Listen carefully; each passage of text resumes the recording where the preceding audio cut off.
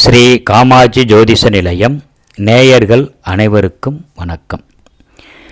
12 லக்கணங்களுக்கும் யோகாதிபதி திசைகளை பார்ப்போம்.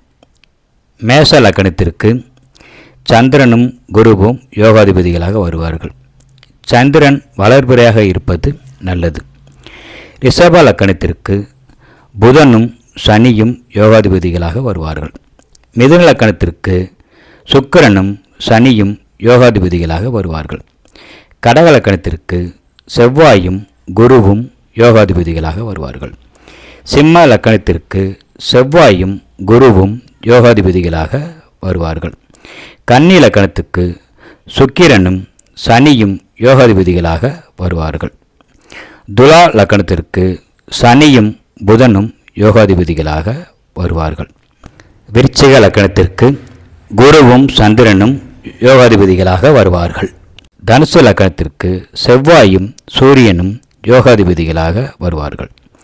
மகர லக்கணத்திற்கு சுக்கிரனும் புதனும் யோகாதிபதிகளாக வருவார்கள். கும்ப லக்கணத்திற்கு சுக்கிரனும் புதனும் யோகாதிபதிகளாக வருவார்கள். மீன லக்கணத்திற்கு சந்திரனும் செவ்வாயும் யோகாதிபதிகளாக வருவார்கள்.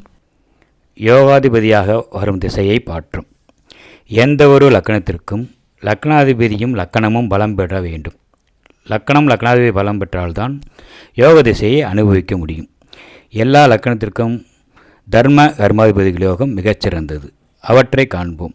மேஷ லக்கணத்திற்கு 9 குருவும் 10 சனியும் வருவார்கள். இவர்கள் தர்ம கர்மாதிபதி யோகாதிபதிகள் ஆவார்கள். ரிஷப லக்கணத்திற்கு சனி ஒருவனே தர்ம கர்மாதியாக வருகிறார்கள். மிதுன லக்கணத்திற்கு சனியும் குருவும் தர்ம கர்மாதி யோகத்தை பெறுகிறார்கள். கடக லக்கணத்திற்கு குருவும் செவ்வாயும் தர்ம கர்மாதி யோகத்தை செய்வார்கள். சிம்ம லக்கணத்திற்கு செவ்வாயும் சுக்கிரனும் தர்ம கர்மாதி யோகத்தை செய்வார்கள். கன்னி லக்கணத்திற்கு சுக்கிரனும் புதனும் தர்ம கர்மாதிபதிகளாக வந்து யோகத்தை செய்வார்கள். துலா லக்கணத்திற்கு புதனும் சந்திரனும் தர்ம கர்மாதிபதி ஆவார்கள். விருச்சிக லக்கணத்திற்கு சந்திரனும் சூரியனும் தர்மாதிபதிகள் ஆவார்கள். தனுசு லக்கணத்திற்கும் சூரியனும் புதனும் தர்மகர்மாதிபதிகள் ஆவார்கள். மகர லக்கணத்திற்கு புதனும் சுக்கிரனும் தர்ம கர்மாதிபதி யோகத்தை செய்வார்கள்.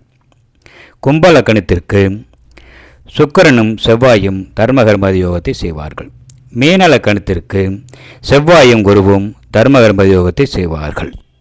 பொதுவாக சுபகிரகங்கள் கோணத்திலும் அசுப கிரகங்கள் 3, 6, 11 இடங்களில் இருக்கும் பொழுது நற்பலன்களை செய்வார்கள்.